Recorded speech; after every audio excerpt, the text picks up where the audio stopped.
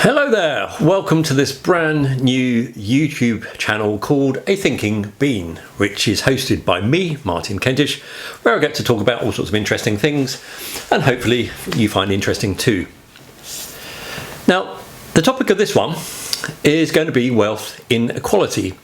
Now, I first heard about the problem of wealth inequality about a year ago when my partner Louise mentioned Gary Stephenson and Gary's economics. Now, I thought because the problem was wealth inequality, the answer might be wealth equality, which turns out not to be the case. And when I watched Gary's videos, I really think he has a point. In summary, rich people are getting richer and richer and richer without really having to do much. And people on the other end of the financial spectrum are finding it harder and harder to pay for the basics and even have a roof over their head.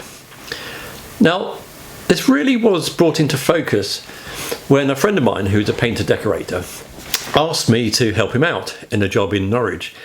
And since I love the banter and painting, I helped out. And during the banter, I said, how much does a place like this sort of rent for? It's a 3-bedroom sort of terraced house, fairly sort of standard. And he said it's about £1,500. Now that to me sounds quite a lot, but I'm very aware that in other parts of the country that's peanuts.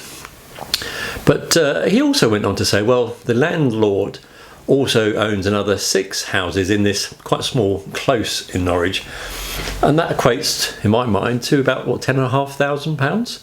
Seemed like a nice little earner, not really having to do much. But then he went on to say, well, actually the landlord owns another 120 properties in and around Norwich, and again with my maths that works out to be about £190,000 a month, which sounded pretty good. And that's passive income. The landlord's not really having to do much in order to earn that. And of course, when you have that many places that you own, you employ an agent or estate agents to manage it for you.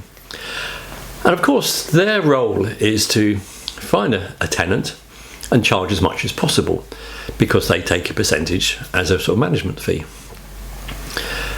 And this made me think, how on earth do you get into a position where you own 127 properties and have a passive income of £190,000 a month? And the actual story behind it, as I found out, was actually quite normal. It's probably something that many people would do. Now, about 35 years ago, the landlord inherited some money. Now, they didn't have a particularly lavish lifestyle, so took some financial advice, and it was recommended that they put that money into property and then rent the properties out for an income, which they did. And then that kind of snowballed. They realised they were getting more money in and more money in, and money they didn't really know what to do with. And again, the advice was buy more properties. So they ended up with 127, and by the time I've made this video, it's probably up to about 140. And the estate agents has also been tasked with the job of finding new places. So, for example, if a new house comes on the market, they can offer over the asking price 10, 20, 30%, it's all cash, and they can snap it up, meaning that if you're one of these poor sods who's really struggling to get a deposit together, and when you've got the deposit together you find a house you can afford, and then someone else asks over the asking price, and then you don't get it. Now it seems to me that if you are fortunate enough to be someone with the kind of these assets, particularly properties, you're made, because really you don't have to do much work for that money to keep coming in. But if you're on the opposite end of the financial spectrum, you're going to find it increasingly hard without the assistance of the bank of mum and dad or an inheritance to even get your foot on that ladder and afford a house for yourself, which is completely different from how it was 35 years ago. Now, here's a thought. What if someone like Elon Musk, the world's richest man, gets a little bit tired of sending rockets up and blowing things up, comes to your county, out here in Norfolk, and says to an agent, right, your job is to buy every single property that is on the market and rent it out for as much as you possibly can. Now, most estate agents would probably rub in their hands with glee at the prospect. But think about the implications of that. How difficult people would find to either buy or to rent a roof over their house. So even if you're one of these lucky people that has your own home and another home that possibly you rent out, then that's it. You're not going to be able to get any more because someone else is going to always beat the asking price and they've got the cash in the bank to do so. Is that fair? Is that right? So what's the answer?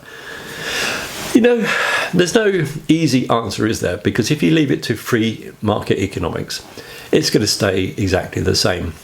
The rich are going to get richer and the poor are going to find it increasingly hard to have a roof over their head. So maybe the answer is something in the control of the kind of assets that people can buy.